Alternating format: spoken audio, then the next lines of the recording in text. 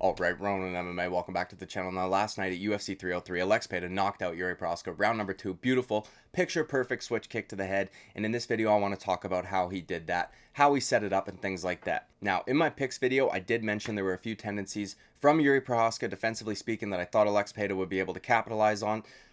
One, he likes to reach for stuff and grab things, basically kicks. We saw this against Alexander Rakic. After a few leg kicks were landed, Jiri Prochazka started reaching for them and things like that. Also, he tends to dip. Okay, now he wasn't reaching for leg kicks in this fight because even still, second time fighting Alex Pereira, he was still unable to get a read on those leg kicks, whether it be from Alex Pereira's front leg or rear leg. The only reaction we saw out of Jiri Prochazka from an Alex Pereira leg kick was the actual physical reaction itself of getting hit by it. Okay, so what I think set this head kick up, this picture perfect switch kick to the head, okay, were the few body kicks that Alex Pereira threw to Jiri Prochazka. Alex Pereira threw multiple body kicks, all of which came off of the back leg, so I think the switch might have played a little part in him being able to set this up, but regardless, we got essentially the exact same reaction every single time Alex Pereira threw a kick to the body from Jiri Prochazka, or at the very least there was one commonality every single time he threw this kick, whether Jiri was standing in southpaw or he was standing in orthodox. So we are going to go over those right now. Now, the first kick that Alex Pereira threw to Jiri Prochazka's body was a teep kick to the midsection, and we see Jiri Prochazka react in a certain way, and I'm going to point it out for you guys because this is what the commonality was throughout every single body kick that Alex Pereira threw. So I'm going to hit play. I will be pausing pretty frequently to avoid copyright, hopefully, okay? Right here. Now, Jiri Prochazka goes to down block with his right hand. Okay, now he is in the southpaw stance. His left hand remains at his face. It kind of starts to go down throughout the fight, but he's in southpaw, and the right hand comes down when Alex Pereira throws that teep to the body. Okay, now that right hand will come down in every single instance that Alex Pereira throws a kick to the body, whether it be a round kick, whether it be a teep kick, and all of which off of the back leg. And as I said in the opening, it does not matter if Jiri Prochazka is standing in southpaw or orthodox. No matter what, that right hand comes down every single time. So we're going to go to the second time Alex Pereira threw a kick to the body right now. All right, here we are, 2:43 on the clock. Alex Pereira is about to throw a round kick to the body, and we will see just what I'm talking about. Now, the camera angle is not ideal for this, but you can see in this one, Jiri Prochazka, southpaw, both hands come down this time, but regardless, the right hand comes down, which is the most important part of this because that was the side that Alex Pereira ended up landing that switch kick on, okay? We're going to hit play. We're going to pause it as we go. Jiri Prochazka's right hand comes down. So does his left hand, it looks like, at the very least, from what we can see at this angle. But he tries to down block and kind of corral the kick with both hands this time. But regardless, that right hand comes down yet again to down block. Okay, he's also crunching over. And he does this no matter what side he is standing in. He will crunch to his inside. He's trying to absorb the body kick a little bit easier, right? You crunch down, make your body a little bit smaller, also trying to block it with the hands to brace for impact a little bit. But again, right hand comes down, and don't think for a second that Alex Pereira is not picking up on this stuff. I said this in my picks video that he only needs a split second, or even less than a split second if we're being totally honest. And Jiri Prochazka does so many things that would give a striker like Alex Pereira that split second that he needs to get the job done, okay? But either way, Jiri Prochazka's right hand comes down once again to down block. The left hand came down with it this time. Both of those instances, Jiri Prochazka was standing in southpaw. We are going to skip ahead to the next body kick. Or actually, the next kick that Alex Pereira throws is a head kick, and you can kind of see the exact same thing happen. All right, now here we are, 39 seconds on the clock. Alex Pereira is about to throw a head kick off of that rear leg, and even throwing it to the head, okay, you can see the exact same reaction from Jiri Prochazka that we saw from the initial two body kicks. It's crazy that how does a coach not work this out of you, especially when you're fighting a guy in Alex Pereira? Now, I understand that they had shortened training camps. This fight was taken on short notice, but it's not like Jiri Prochazka makes adjustments defensively speaking. We see this in almost every single one of his fights. Every single one of them. He has the same tendencies. He dips down upon entering for offense. He dips to absorb body kicks. He tries to reach for stuff if things are landing too frequently.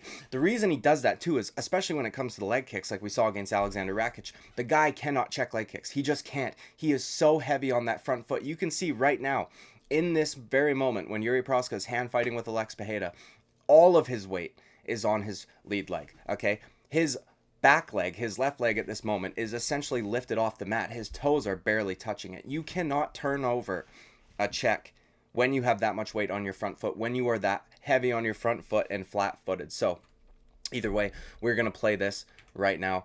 Alex Pereira is about to throw a kick to the head, and Jiri Prochazka's right hand comes down yet again to down block. He's crunching up to the body now. Thankfully for him, his left hand did stay up, which is not typically enough to block a head kick, but it was enough just to take a little bit off of it. Not to mention Alex Pereira wasn't in necessarily perfect range there. He did kind of just land with the toes. But look where Jiri Prochazka's right hand is, man. It's down at his waist.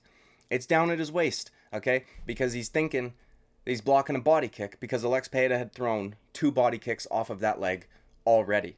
Now, we are going to go to the finishing sequence. I'm not going to play the entire finishing sequence. I'm also not going to play the moment in which it actually happened in the fight. I want to go to a replay, which has a better angle for me to show you what I'm talking about. All right, now from this angle, it is damn near perfect to see what I'm talking about, where Jiri Prochazka, he is standing in orthodox this time. Previous times he was in southpaw, but the right hand comes down each and every time, okay? Also, he does dip a little bit to his right side, the open side of his body, to brace for impact and help him absorb what he thinks is a body kick. Now, this switch might help in making Jiri Prochazka think that it's coming off of the right leg because his left hand does come around to try to grab it. Okay, you can literally see like a grabbing motion when Alex Pereira throws this kick. Also, the little bit of delay that we get in a switch. Alex Pereira's knee comes up to about body height. Jiri Prochazka has reacted already by then. And then at the last second, it kind of whips up and turns into a head kick, which is just something that Alex Pereira is very good at doing. His lead leg, his switch kick off his lead leg is so deceiving when he throws it to the head. It is like unbelievably fast. We saw him land with the toes against Israel Adesanya in the second round, if I'm not mistaken, in their first fight in the UFC. But here we go. I'm going to hit play and pause frequently. Now we get Alex Pereira, wind up for the switch. The right leg comes forward, which again could play a little bit of a part in this, but I don't know that it even did. Jiri Prochazka sees the leg coming, assumes it's to the body. Both hands are coming down this time. He didn't necessarily need the left hand to come down, but the right hand comes down.